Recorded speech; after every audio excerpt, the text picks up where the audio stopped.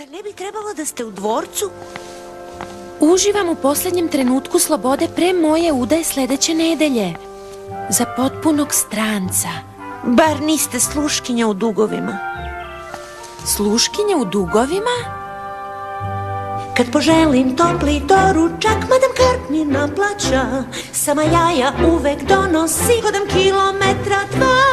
Hladno je i vlažno znaj, a sladim se omletom. I maštam da sam u krevetu pod toplim jorganom. Stvarno? Stvarno, ali u redu je. Mislim, navikla sam, a vi? Pa?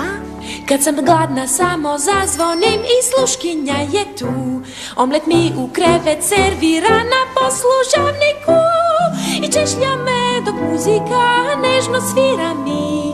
Ali radije bih čitala svoje knjige o nauci.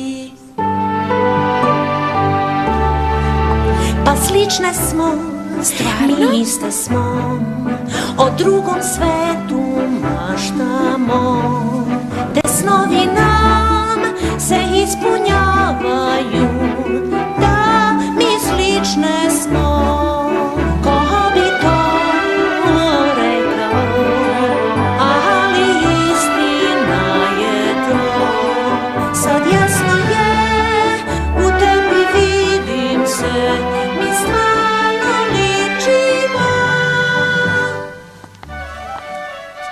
Znači, ti si pevačica?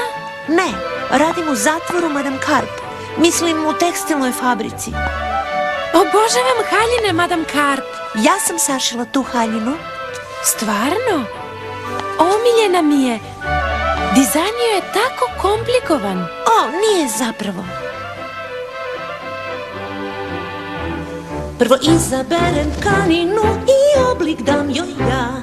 Onda sašijem sve šavove i onda eto, haljine.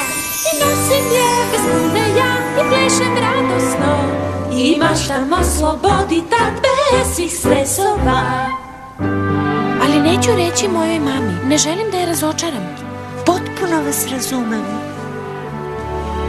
Mi slične smo, Očigledno